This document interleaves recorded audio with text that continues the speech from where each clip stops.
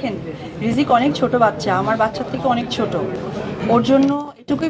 এবার ইকরার প্রসঙ্গে কথা বলতে গিয়ে ইকরার হাজবেন্ড আলভিকে জাস্ট একটা আছলা ভাঁজ ধরিয়ে দিয়েছেন ঢালিউড কুইন অপু বিশ্বাস।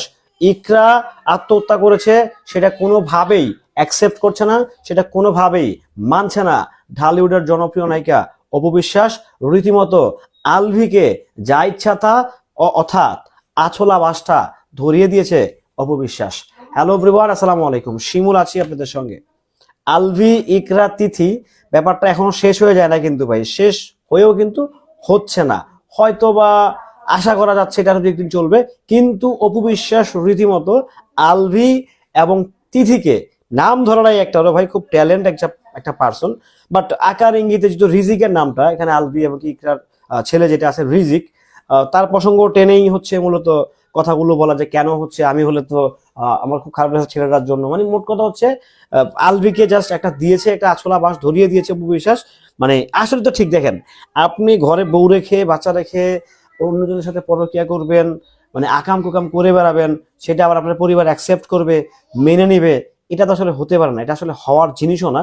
তো সেই জায়গা থেকে যেহেতু অপু বিশ্বাস নিজেও আসলে সেই নায়েরই মাঝি, আমরা বুঝছি আসলে ব্যাপারটা, উনিও আসলে সেই নায়েরই মাঝে, উনি হয়তো বা চাইলেই উনি একটা ভুল ডিসিশন নিতে পারতেন, বাট উনি চিন্তা করলেন যে আমি যদি ভুল ডিসিশনটা নেই তাহলে তো আমার ছেলের কি হবে। উনি সেই জায়গা থেকে, সেই পয়েন্ট অফ ভিউ থেকে উনি হচ্ছে সম্পূর্ণরূপে নিজেকে একদম স্থির রেখে, আপনারা জানেন কি জানেন না, অপু বিশ্বাস কিন্তু মাঝখান দিয়ে 17-18 সালে দিয়ে কিন্তু খুব ক্রিটিক্যাল, খুব ক্রাইসিস, মানে অর্থনৈতিকভাবে কিন্তু সে খুব ভেঙে পড়েছিল। আপনারা হয়তো অনেকে জানেন না ওই ব্যাপারটা। সো তারপর থেকে উনি সিদ্ধান্ত নিলেন না, আমাকে আমার ছেলের জন্য হলেও বেঁচে থাকতে হবে, আমাকে আমার পরিবারের জন্য হলেও বেঁচে থাকতে হবে। সো সেই জায়গা থেকে ডেফিনেটলি ইকরার এটা একটা ভুল ছিল যে ওনার একটা ছোট্ট শিশু, আসলে এর তো অপরাধ নাই, এ তো নিরপরাধ, এ তো আসলে মানে কি বলবো, আসলে এর তো আসলে এটার তো কোনো মানে আনসার হইতে পারে না ভাই। একটা ছোট্ট বাচ্চাকে রেখে এমন যদি না, বাচ্চাটা ইন্টার পাস, অনার্স পাস, কিছু একটা হোয়াট এভার দ্যাট, দুনিয়া থেকে ত্যাগ করতে পারে, ঠিক আছে উনি মানায় নিবে যে ঠিক আছে বাবার সঙ্গে মায়ের মিল হয় না, সে দুনিয়ার মায়ের ত্যাগ করছে। বাট যেই সময়টা উনি হচ্ছে দুনিয়ার মায়েরটা ত্যাগ করলেন, সেই সময়টা আসলে ঠিক হয় নাই। এটা আমারও মনে হচ্ছে, আর মনে হয় কি রে বাস্তব, একটা ছোট্ট বাচ্চাকে রেখে কিভাবে আসলে উনি চলে গেলেন। সংসারে তো ঝামেলা থাকেই ভাই, প্রত্যেকটা সংসারেই ঝামেলা থাকে, প্রত্যেকটা জীবনেই কিন্তু ঝামেলা থাকবে, সুখ দুঃখ মিলিয়েই তো জীবন, দুঃখ কষ্ট মিলিয়েই তো জীবন, তাই না? সো এটাকে স্যাক্রিফাইস না করতে পারলে তো ঝামেলা আছে।